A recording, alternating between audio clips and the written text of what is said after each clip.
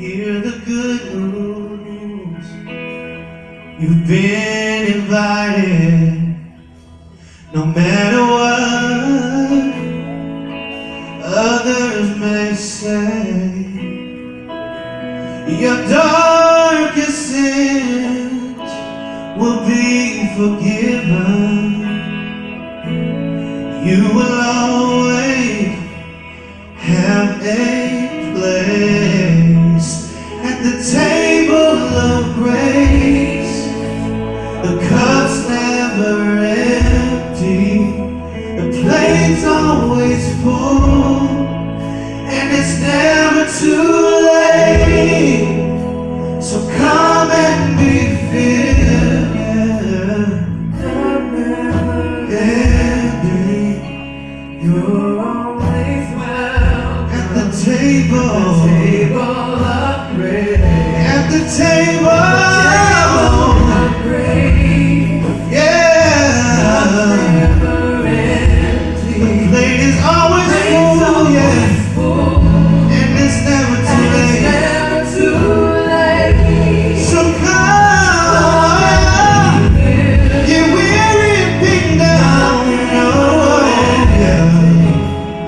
You're always welcome at the table of grace.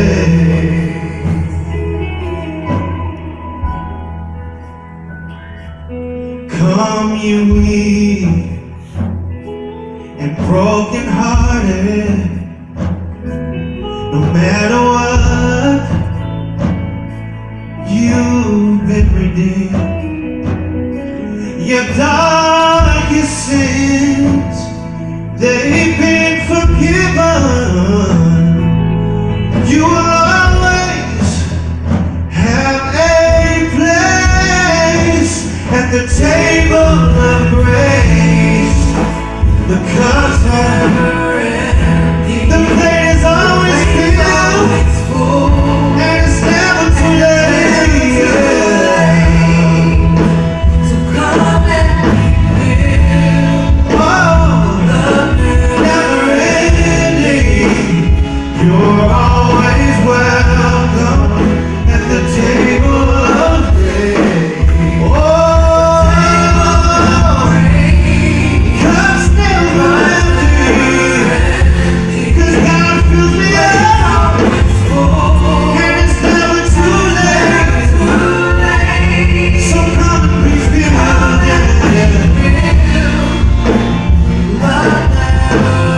You're always welcome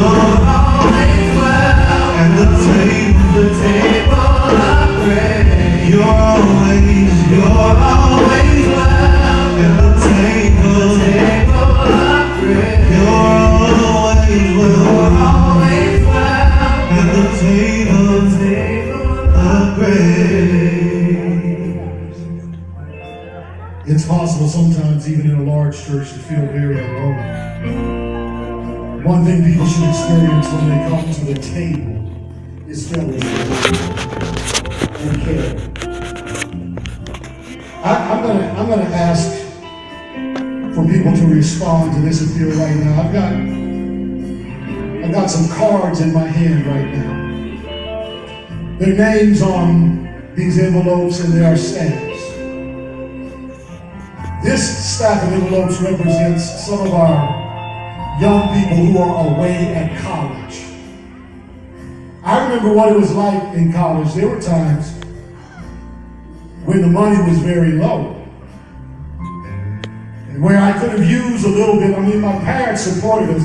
We were stretched out between graduate school and elementary school, and my parents took the time to send us to great schools to get the best in Christian education. But there are those individuals who are right now away and they can barely register, let alone get 3 square meals a day. In a lot of our black institutions, I've seen some of our students not able to buy books, but try to compete with other students. Going to the library, trying to make copies, and I've seen it, and right now, some of them who are away need to know that we care.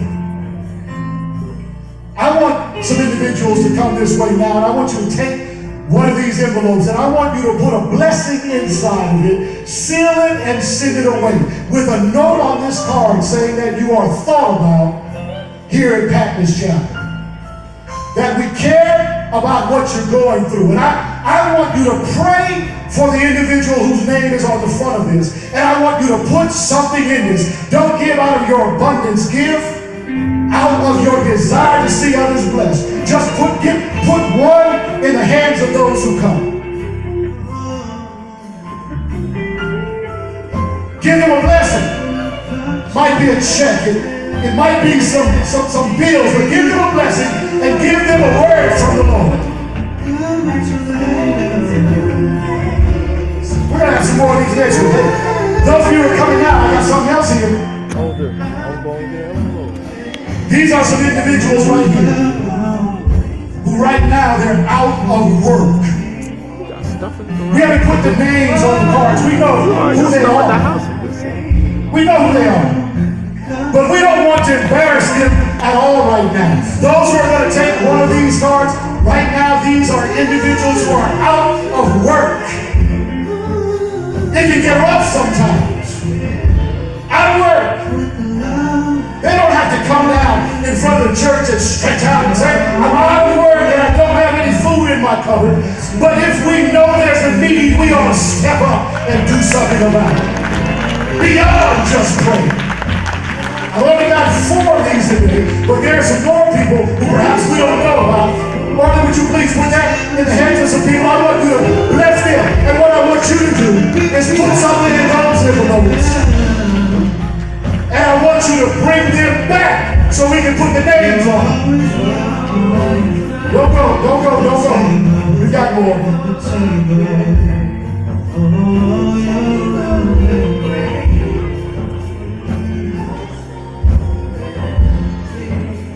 Sister Jill, we got to do more of these next week. All right, what I have here, these are some single mothers. Some single mothers. This is the beginning of who we want to be. Did you all hear about that church that ordered a pizza? Did you all hear about the church?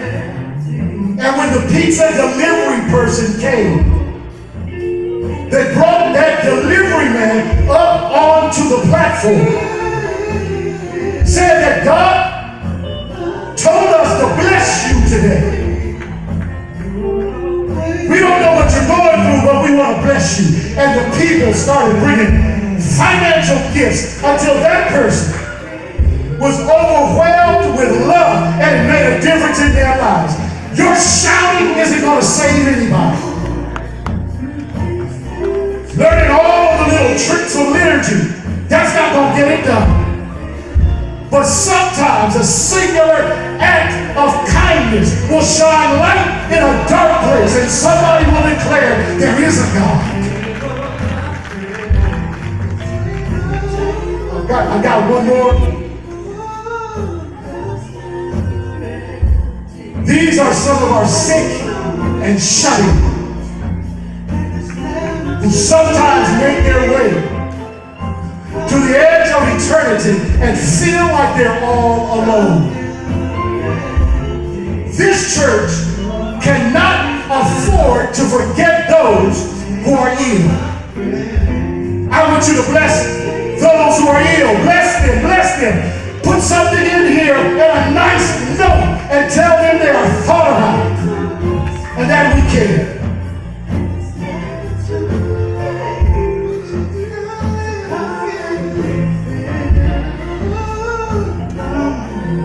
Those of you who are getting those, you mail them yourself.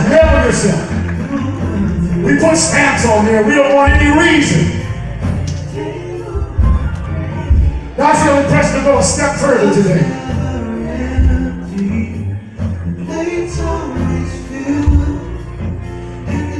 Deacon, I want to get a plate. Because I want to be able to hear that there's a need or to sense that there is a need. To hear a directive from heaven, to hear a word from the Lord, and be able to do something about it.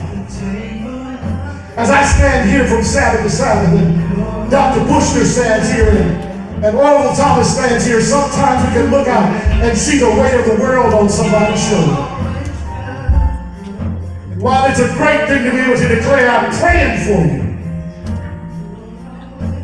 that's being nice. But I want us to act nicely. Do you know that there's some people who can't get a job because their card doesn't work? And they don't have a wage? Do you know there's some single mothers who can't afford the child care? Do you know that there's some people who are addicted, who don't have insurance, and they have not been able to find a program that can see them all the way through? Shouldn't church be a place where we, like David, can stand on the balcony and say, what nice thing can we do to bless somebody? Now, I know you professional church people are saying, that's going to need to pass through this committee and that committee, and some people are going to take advantage of it. Forget you.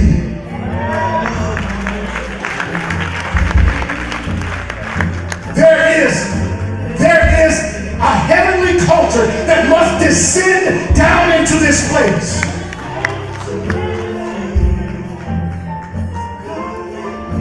When the Holy Ghost fell at Pentecost, the evidence was that anybody who had a need, every need was met. got it met. Because they held all things in common. And they loved each other. I remember one church I pastored. Don't try to figure out which one it was. I remember I came to a board meeting and I said, we need to adopt somebody in this community that we've been working with. We would have a camp, a summer camp, and kids would come in and we could make a difference during the summer, and then they'd go back out in the darkness and we'd see them again the next summer. But I knew that there was this one mother in particular who had a son who she was extremely worried about. He was a good boy, had a good heart, but he was involved in violence and whatnot in the school, just trying to survive. He was trying to be tougher than he really was. And I knew in my heart of hearts that if we could just get him into one of our schools and embrace him, we'd have a strong warrior. I shared with the church looked at me and said, well, what if we can't do it for everybody, we can't do it for anybody. Like Isaiah, I spit on that theology. The answer is not do it for nobody. The answer is let's do it for who we can. I have studied the history of this church. I have. And one of the things that I love about the history of this church is the way it cared for those who were in need. We need to resurrect that. And we need to do it right away. We need to do it right. It needs to be done from the generosity of people who care, not from a budget that doesn't affect you. These kind of bills will be happening more and more. And I want you in this congregation not to get so proud that you won't receive help. Allow your church to bless you. We'll try not to embarrass you. But don't you be so proud that you get mad when somebody tries to help. Conclude by telling you there are times when I was in need. And God, my Father, always fed me when I was hungry. Stories bring tears to my eyes. But when you're invited to sit at the Father's table, trust me, you're going to get fed. That's the church that you're in today. This is his table. I want to know if there's anybody who wants to come sit at his table. You want to be part of a church community and fellowship that will hold you up. You might need some more studies. No problem. We'll study the word with you. That's one of the things we do. This is not a hypocrite-free zone. There's some hypocrites here. But I promise you, at the table, you're going to get fed. And this is a place of grace. I want you to raise your hand so I can pray for you. I want to join. I want to join. I want to be part of this. It might mean profession of faith. It might mean baptism. You might need to go in the water. I want you to raise your hand. Raise your hand. Somebody's coming to the front. Bless you. Bless you. Raise your hand. Raise your hand. Raise your hand. I see your hand raised. Keep your hand up. Keep your hand up. Pastor Johnson, would you go back there, and I want you to be right near that person with their hand up right now. God bless you. God bless you. Keep your hand up. Pastor Johnson's coming to lay a hand on your shoulder. Keep your hand up. Keep your hand up. I want to include you in this prayer. There's room at the table. I see you. I see you. Right over here. Right over here. You're always welcome at the table of grace. If I was a name in this church, I'd call it the Table of Grace. Well, that's just what I'm doing right now. Ask me 5 minutes from now, there'll be another activity. So come and be filled with love never. Sing that chorus just one more time. You're always welcome. There's a heart that's melting right now. Table of Grace. Hey. Love's never ends. Praise God. Ladies, always full. Yeah, that's never too late. So come and feel. Yeah, love never ending. Yeah, love always welcome. You're always welcome. The table of grace. You're always welcome. You're always welcome. Oh, the table. You're always welcome at the table of grace. Amen. Ours is a gospel orientation, a grace orientation, not saved because we're good enough. It's saved because we got an invitation from our King to come and sit at the table, and we're grateful for it. Heads are bowed, eyes are closed. Father, in the name of Jesus, I breathe life into those who are dead because of dry religion.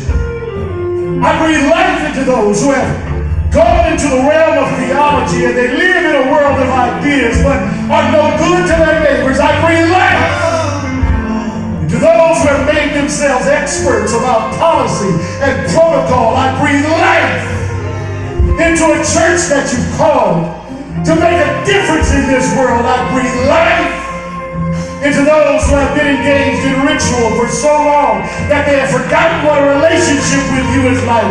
I breathe life into those who yearn to experience the fullness of your joy. For those who have said yes to coming to the table of grace, God, would you please open your arms to them and welcome them with love that comes from your bosom and flows through your children. May Patmos Chapel extend their arms in love.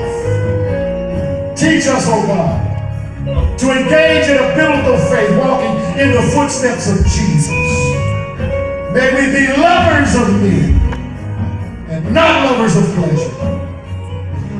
May we see the best in others and encourage the best in others. May this be a place of grace where sinners come and receive treatment from Dr. Jesus. May the Holy Ghost flow. May your word be prominent. But may love be the identifying mark of this congregation from this day forward. To the addict who struggles to be released, to the sexually active person who struggles to get out of that relationship, to the lazy person who needs an unction from your spirit to move in action, to the ones with low self-esteem who don't believe they deserve anything good in life, to the confused who believe that your ways are beyond knowing. I ask that you would breathe your blessings. And may this place be forever changed.